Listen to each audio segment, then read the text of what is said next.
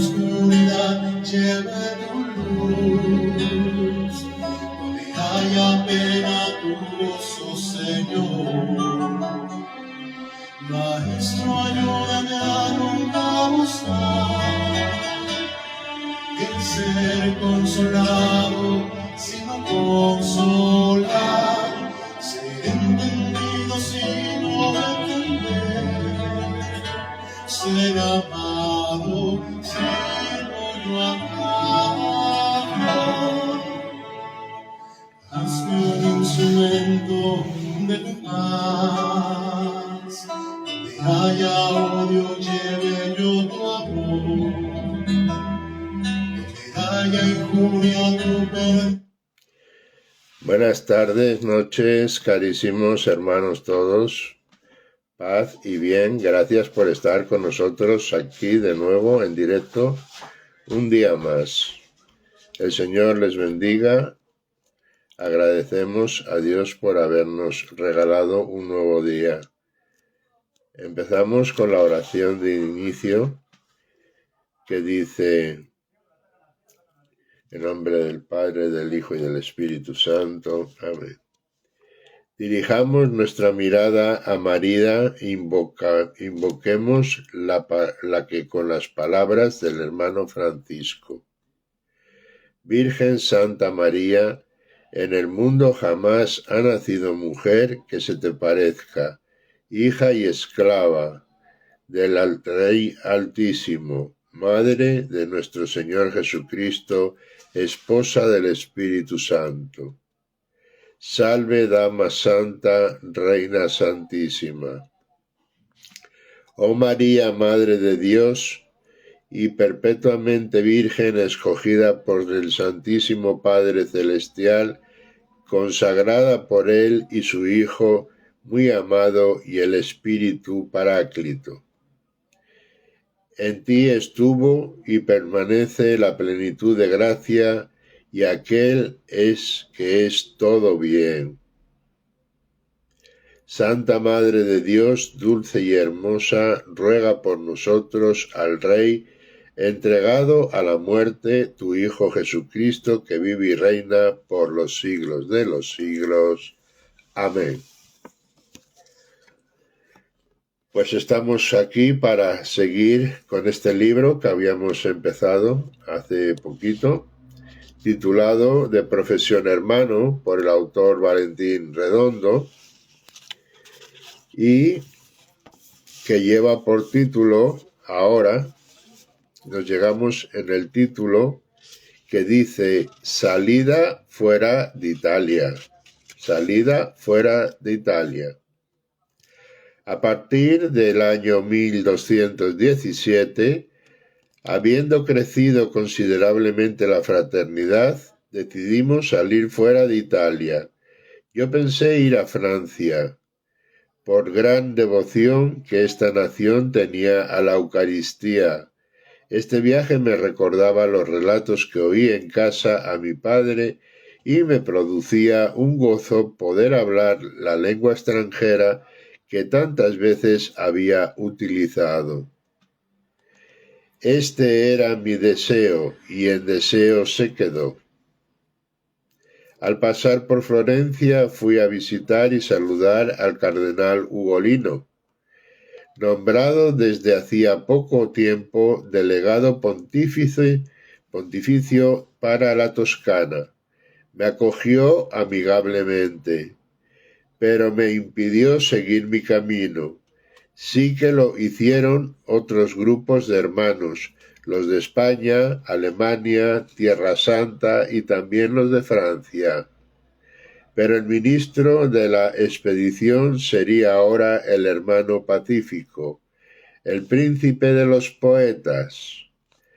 Todos íbamos un poco a la buena de Dios, quiero decir, carecíamos de lo que hoy llamáis infraestructura.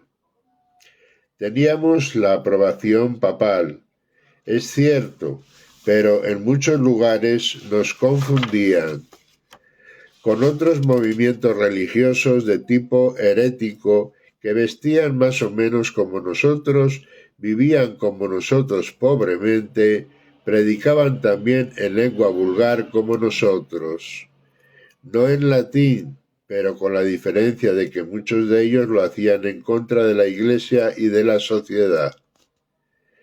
En muchas partes nos confundieron con estos grupos y muchos hermanos sufrieron en sus carnes los azotes y pedradas de los celantes de la religión que nos preguntaban.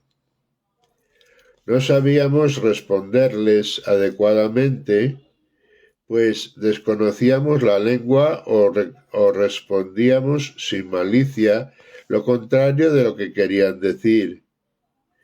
Esta confusión nos acarreaba el cargar con la violencia del pueblo sencillo hasta de los clérigos y los prelados. Los hermanos volvieron desalentados a Santa María de la Porciúncula. Solo el hermano Elías, hermano muy querido por mí, madre para mí y padre para los demás hermanos, fue un gran colaborador de la organización y desarrollo de la orden, aunque piedra de escándalo para muchos hermanos hasta el día de hoy. Por haber sufrido excomunión pontificia, olvidándose muchos de su celo ecuménico y reconciliador en la Iglesia y en el imperio. Pues bien, el hermano Elías fue el único que supo echar los cimientos de la misión en el Oriente. Era hombre culto y supo ganarse la voluntad de muchos nobles y caballeros de las cruzadas con la predicación y con su vida. Discúlpenme que tengo la nariz un poco, se me nota, ¿verdad? Un poco cargada, congestionada. El hermano Elías fue vicario general después del breve periodo en que ejerció este ministro Pedro Catani, muerto en 1221 y enterrado en Santa María de los Ángeles. Este ministerio a favor de toda la orden lo ejerció de 1221 a 1227. En el capítulo general de este año fue nombrado ministro general Juan Parenti. Ministro provincial de España. Al hermano Elías, canonizado yo el 16 de julio de 1228, se le encomendaron las obras del templo que el pontífice y el pueblo querían levantar en mi honor. Fue elegido ministro general en 1232 a 1239, año en que fue depuesto por Gregorio IX, a pesar de la oposición de los muchos ministros provinciales, absuelto de la excomunión papal, Iglesia de San Francisco, que él levantó después de una vida muy zarandeada por los papas Gregorio IX e Inocencio IV, debido a la oposición de la Santa Sede a la política y criterios de su gran amigo el emperador Federico II.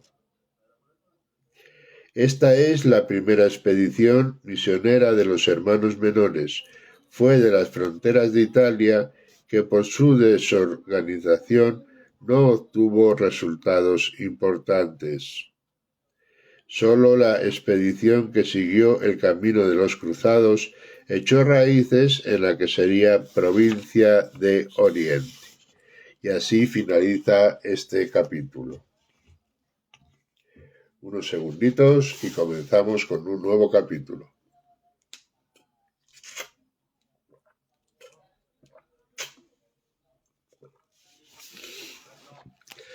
Bien, este otro título se titula Segunda Expedición. Hubo algunos amigos, entre ellos se encontraba el cardenal Ugolino, que pidieron breves favores por escrito a la Santa Sede para enviárselos a los obispos de Francia y a otras naciones, presentándoles a los hermanos menores como personas buenas, cristianos e hijos muy amados de la Iglesia y del Papa. Nunca sé que había ocurrido pedir estas recomendaciones, es más, era opuesto a ellas, pero como Dios escribe derecho con líneas torcidas, hoy se lo agradezco. Nos abrieron camino después del capítulo de Pentecostés de 1219. Volvíamos a dividirnos en grupos para llegar a tierras en las que nos habían echado y volver a otras en las que habíamos sembrado las primeras semillas.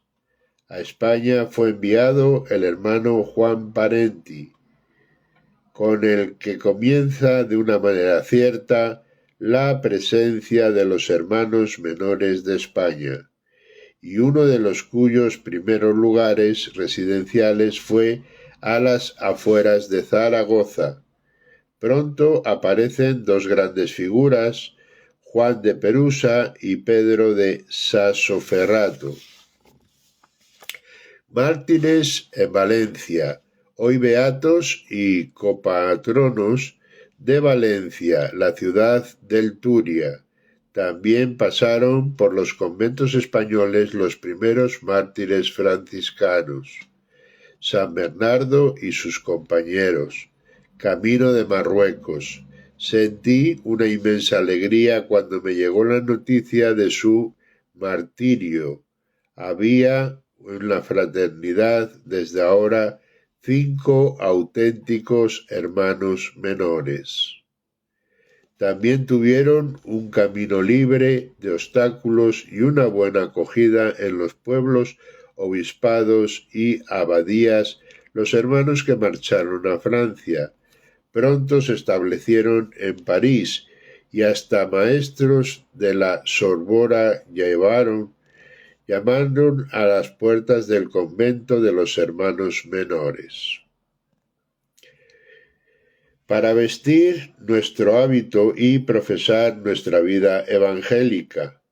Lo mismo podemos decir de los hermanos que fueron con Cesario de Espira a Alemania. En esta ocasión era un alemán el que dirigía al grupo. En esta expedición iba también mi primer biógrafo, el hermano Tomás Celano. Si en la primera expedición sufrieron muchos sinsabores porque los confundían con los herejes, ahora iban a ser llamados por diversas ciudades para que en todas abriera un pequeño convento. El primero sería el de la ciudad de Warburgo.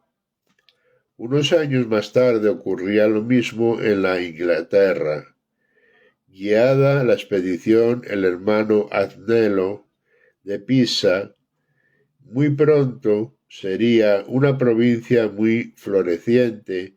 El hermano Juan de Palma, siendo ministro general, diría de ella que se encontraba apoyada en 2 sólidos pilares: la pobreza y la sabiduría. Se estaba cumpliendo la misión que narré a los hermanos cuando todavía éramos un puñado. No sé si me creyeron entonces, pero se hacía realidad ahora y así la describe Tomás Celano en su primera leyenda.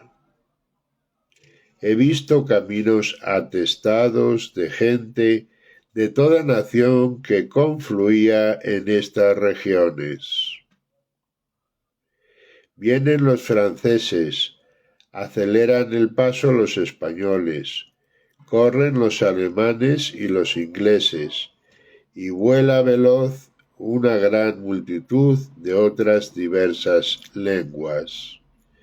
Dios, el bien, sumo bien, todo bien, me llamó, me dio la gracia de la conversión, y Él es el que me da y nos regala como los hermanos. Aquí finaliza un nuevo título y entramos ahora con el título que dice Encuentro con el Sultán.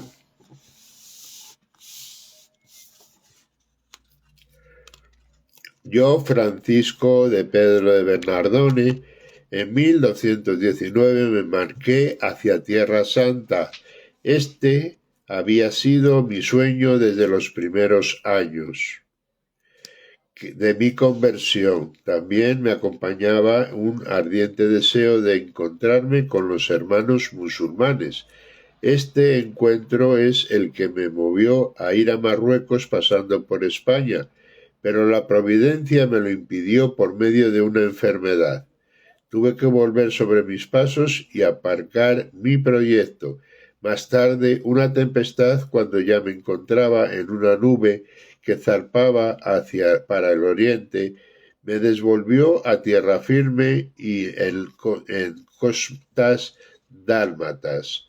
Desde aquí volví a Santa María de la Porciúncula. Ahora el Señor me ha regalado este favor. Todos estos viajes iban cargados de un gran anhelo de martirio, pero quedaron en puro deseo. Al llegar a Egipto, un doloroso contratiempo me invadió. Las tropas cristianas se encontraban divididas y en particular sentí una tristeza profunda por los muchos españoles que murieron en las escamuzas y batallas, pues eran soldados muy valerosos. Propuse al legado pontificio mi deseo de encontrarme con el sultán de Egipcio. Se opuso a cargar con esta responsabilidad, lo mismo que los responsables del ejército cristiano. Pensándolo bien, lo que intentaba hacer era de un atrevimiento inaudito. Descargaron toda responsabilidad sobre mí y mi compañero. Temían lo peor ante nuestra resolución de pasar al campo enemigo, aunque íbamos en son de paz. Los dos nos encaminamos al campamento de los musulmanes. Atravesando la franja de tierra de nadie, los vigías enemigos nos hicieron prisioneros y nos condujeron a la tienda del sultán. De testimonio del Evangelio, nuestras pretensiones eran, como digo, de paz y de testimonio del Evangelio con medio de nuestra vida. Y luego, si era posible y si lo fue, anunciar nuestra fe. Al principio hubo recelos y temores, luego peticiones para que nos convirtiéramos a su religión. Finalmente, cediendo ante nuestra tenacidad, nuestra fuerza interior manifestaba en la integridad de vida nuestro espíritu pacífico, nuestro sentido de fraternidad. Nos acogieron sincera y cordialmente. Nos hicimos buenos amigos nos consideró el sultán como de su familia y nos otorgó un salvoconducto, hoy diríamos un pasaporte, para visitar los santos lugares. Me reuní con el hermano Elías y visitamos Tierra Santa. Vi con mis propios ojos el florecer de esta misión, que había echado raíces profundas desde 1217. Pero me llegaron malas noticias de Italia. Había algunos hermanos que no comprendían la libertad cristiana, de que nos habla San Pablo e intentaban esclavizar a los hermanos con imposiciones tales como ayunos, abstinencias, preceptos, consejos. Intentaban hacernos monjes. Yo que luché tanto contra el deseo y el criterio del cardenal Juan de San Pablo por presentarnos con un nuevo rostro de los nuevos tiempos, y ahora en poco tiempo, por mala comprensión, errados criterios, comparaciones desajustadas y desafortunadas, se intentaba desandar lo andado. Volví a toda prisa con el hermano Esteban, que fue quien me avisó. Pasé por Perusa, donde se encontraba la curia pontificia, y hablé con el Papa Honorio III.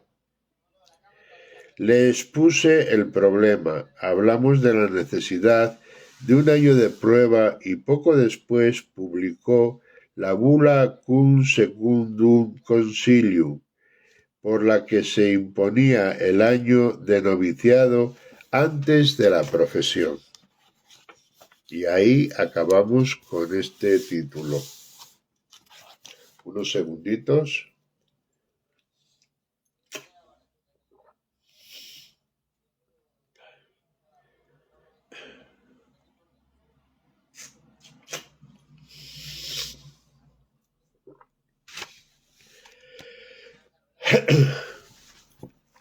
Bien. Este otro título se titula La Eucaristía. Ya he confesado mi gran devoción a Jesucristo Eucaristía cuando me incluí en el grupo de hermanos que participaron hacia Francia en la primera expedición. El verlos con los ojos, la elevación de la hostia era ya de un gran privilegio. La comunión entonces era muy espaciada. El recibirla en las grandes solemnidades, como dirá Clara en sus escritos, se la consideraba frecuente. Esta devoción creció con los documentos del Cuarto Concilio de Letrán, con la bula Sacricum Oli de Honorio III. En mis cartas expongo estas ideas acerca de la devoción a la Eucaristía.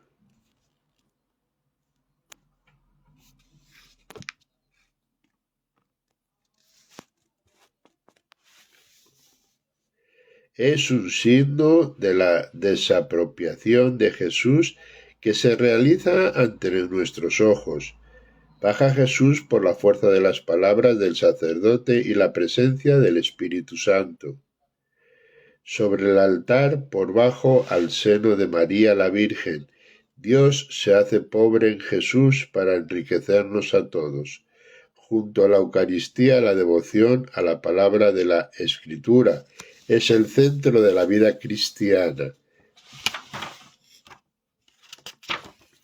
El centro de la forma de vida con la que me he comprometido con Jesús. La palabra debe recogerse, cuidarse y ponerse en lugar seguro. La Eucaristía debe colocarse en vasos sagrados de gran valor.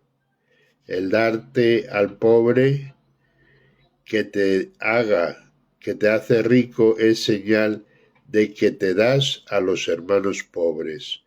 En caso de necesidad de los pobres, recogerás el Evangelio o el vaso sagrado o las campanillas del mantel, del altar, de la porciúncula o de cualquier otra parte, y se lo darás al hermano pobre y necesitado.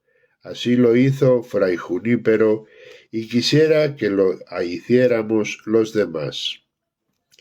La misa debe ser una sola para la fraternidad.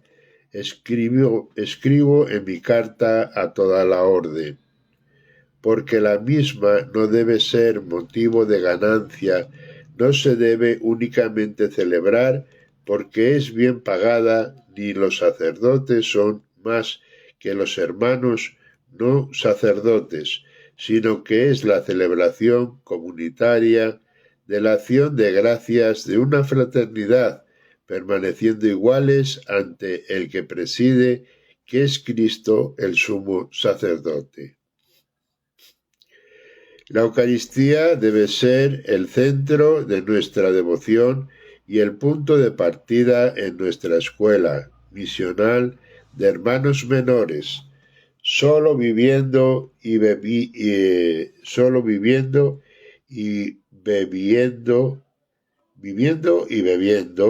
en la fuente eucarística, podemos pedir a los demás que la vivan. La Eucaristía es fuente de perdón y de misericordia. Para nosotros, los mismos sentimientos que nosotros debemos tener para con los demás. Tal como aparece descrita esta idea en la regla de 1223 y en la carta que escribí a un ministro. Desde la Eucaristía, contemplando el desapego de Cristo, nos comprometemos cada vez más con nuestra minoridad, sometemos nuestra voluntad a obediencia a favor del reino, hacemos lo mismo con nuestra humanidad, castidad, y renunciamos a todo desapropiación y pobreza. Pues así finaliza otro de los capítulos. Y vamos con el último capítulo ya de esta tarde, no del libro, sino de esta tarde. Mañana seguiremos, esperemos estar un poquito mejor, más descongestionado, para que me puedan escuchar o entender mejor. Este último de hoy se titula La aprobación de la regla. En el año 1221 teníamos ya preparada una regla, una forma de vida, con abundantes textos evangélicos. No la presentábamos al Papa, pero sí que tuvimos presente en la redacción última que fue aprobada por Honorio III el 29 de noviembre de 1223 con la bula Sote Annumere. Era la aprobación de la forma de vida de unos misioneros apostólicos como éramos los hermanos menores, que en este tiempo carecíamos de conventos, lugares, iglesias. Los eremitorios, siempre fuera de la ciudad, eran lugares de referencia, pues de ellos salíamos a evangelizar a hermanos, a encontrarnos con el pueblo para trabajar codo a codo con él y predicar con el ejemplo y la palabra. La regla se resume así. La vida de los hermanos menores es vivir según el Evangelio. Es una fraternidad.